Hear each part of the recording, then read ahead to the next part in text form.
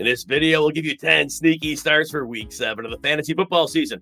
We're Jim Coventry and Anthony Cervino of RotoWire. All right, quarterback, Aaron Rodgers of the New York Jets.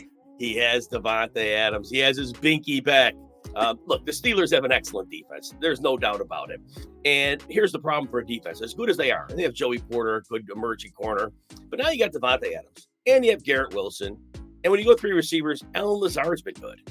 And they got Breece Hall involved. And they were using play action in motion last week. Todd Downing, thank you for saving the day. All that said, this has got to be a high-energy game for Rodgers and the guys. It has to be. And despite the bad matchup, and I'm worried about T.J. Watt because Tyrone Smith, the left tackle, he's looking old. Sorry, you're a great player forever, but right now you're not looking like it. But all that said, I think that the Jets' offense will have answers for the Steelers, and I think Aaron Rodgers is a sneaky play this week. Anthony, who you got at quarterback? No, I love Drake Maye this week. Drake Maye last week, tough Houston defense. He made some mistakes, 3 total turnovers, but in fantasy football, we don't really care about the turnovers. He still managed 28 fantasy points, completed 60.6% of his passes, 243 yards, 3 passing touchdowns. He also ran 5 times for 38 yards. That's a really nice fantasy day against the Houston Texans. Now you get Jacksonville. They're the worst defense when it comes to stopping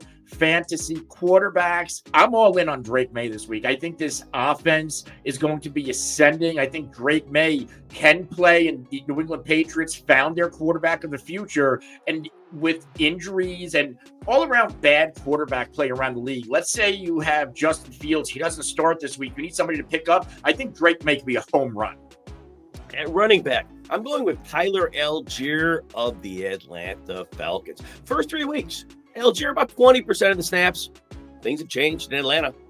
40% of the snaps for Allgeier in the last 3 games. He's definitely cut into Bijan Robinson's work. And in those 3 games, Allgeier's been productive. PPR totals, 17.8. All right, 5.5 and a 10.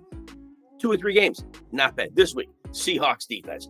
This defense is as bad as it could be on the ground. They gave up 194 yards to Jordan Mason and Isaac Guerrero last week. They gave up 129 yards to Tyrone Tracy in week 5. Even back, Ramondre Stevenson and Antonio Gibson, 177 yards on the ground. Yeah, I think 2 running backs in Atlanta can get it done this week, so sign me up for Tyler Allgeier. Who you got at running back, Anthony? I am going with Tyrone Tracy. Now, we don't know the status still of Devin Singletary, who missed the past 2 games with the groin injury. But even if Devin Singletary returns, at this point, I think Tyrone Tracy has absolutely carved out a role in this backfield. He looks like the superior running back over Devin Singletary, back-to-back weeks with double-digit PPR points. He's getting it done as a runner. We saw that against Seattle. And then last week, he was a former receiver in college. He flashed with 6 receptions, 57 total yards. I mean, as a receiver, and then goes 50 on the ground with a touchdown. I think he's a complete back. And Tyrone Tracy, not only do I like him this week against Philadelphia, I kind of feel like the Giants use him like a poor man Saquon Barkley. I think Tyrone Tracy is a potential league winner moving forward. All right, if you like videos like this, please consider hitting the like button and subscribe to the RotoWire Fantasy Football channel on YouTube. Also, you can check out all of our fantasy football content, rankings, all sports. And you can get a free 2-day trial, no credit card needed. Head on over to rotowire.com/Jim. You can check out all of our content. If you like it, join the team. If not, we're just glad you stopped by. All right, wide receiver. I'm looking at Xavier Legette of the Carolina Panthers. Other than the week 5 game, and he left that game early with an injury, so throw that one out because he wasn't on the field. Not his fault. Can't factor it in. His last 3 PPR games, 11.3, 18.6, and he had a 6.2. But that said, the last 2 games that he's played, 82% of the snaps, way up from earlier in the season, averaging 7 targets. This week, they're playing the Commanders. I expect Washington to play with the lead in this game. Jonathan Allen, the defensive tackle for the Commanders, is out. That's one less pass rush problem for Andy Dalton. I think Andy Dalton's going to have time to throw the ball. I think they're going to trail. I know Deontay Johnson has a big game, but I think you can play Xavier Legette, who's actually coming on as a rookie. Anthony, who do you got at wide receiver? At wide receiver, I like McConkey. McConkey, we've seen him already this year, 2 games in a double-digit PPR points, but because he's in a low-volume passing offense, he's capped. He's a matchup play. If you look at some of the matchups that he struggled in, these were really good secondaries. Moving forward, and especially this week, the matchups open up for McConkey. You get at the Arizona Cardinals, They are one of the worst secondaries in the NFL when it comes to stopping fantasy wide receivers. McConkey is getting a little bit of volume, 3 games this year with at least 7 targets.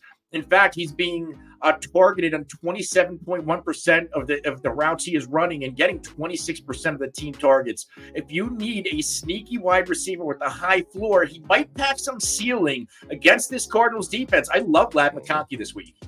At tight end, I'm going with Pat Freiermuth of the Pittsburgh Steelers. Most of the season, he's had a reliable scoring floor. He normally gets you 7-ish points. Last week he didn't, but and last week he had a touchdown call back, I believe. I saw him in the end zone with the ball. I'm watching all these games at the same time. Anyway, I don't think the floor changes. But with Russell Wilson, maybe we could get a little more passing than Justin Fields, who was expecting Wilson to make the start, of course, because clearly the Steelers didn't want Fields throwing as much as he could. So you want this quarterback, Russell Wilson, throwing.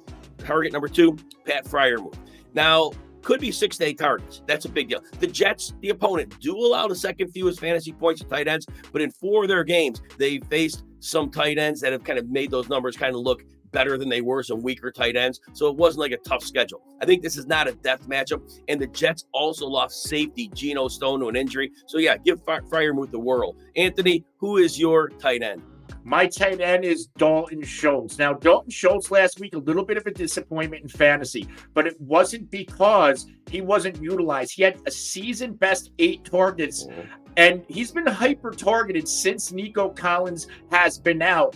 In the past 2 games, remember, Nico Collins left early in week 5. He's had 8 and 6 targets combined in those 2 games. Now the matchup is outstanding against the Green Bay Packers at Green Bay. Green Bay's secondary has deceptively been playing a little bit better the past 2 games, especially with Jair Alexander healthy. I think the sneaky tight end this week is Dalton Schultz. He was used once again the past 2 games. He has yet to put a full game together. This might be a sneaky spot for Schultz to get well into double digits in PPR points and possibly even score a touchdown. My wild card play of the week is wide receiver Kayshon Boutte of the New England Patriots. So what we've seen in the last 2 games, Boutte has seen a big spike in usage. 75% of the time he's on the field. Again, way more than he was earlier in the season. Drake Maye, first start last week, and he only throws Boutte 3 targets. But Boutte caught all 3 for 59 and a touchdown. Now, we know Demario Douglas is a big deal in the middle of the field, but Boutte might be Drake Maye's guy on the outside. And what better matchup than the Jaguars, who have struggled to stop anybody in the passing game. So Anthony liked Drake Maye as his quarterback. If you're digging deep, line him up with Boutte, see what you got. Anthony, who's your wild card? My wild card, I'm sticking with the Patriots. I'm going with Demario Douglas. This is an ascending wide receiver, and I know Jim likes Boutte. I think we can start multiple Patriots pass catchers in this matchup. And it's not because the Patriots offense is that good, even though, like I said, it's ascending. It's because Jacksonville's defense, it's that bad. And Drake Maye, he lit it up last week. There's enough receiving power here. These aren't world beaters. But Demario Douglas, he's gone over 11.9 PPR points in 3 out of 4. In all 3 of those games, he had 9 targets. And last week, in his first full action with Maye, 9 targets, catching 6 for 92 and 1. And again, that was Houston. That's a middle of the pack defense that's pretty good. Now you get Jacksonville. This could be a boom week for a lot of Patriots pass catchers. And if you have them in, if you have any best ball shares, best ball Patriot stacks, you might have some league winning upside coming.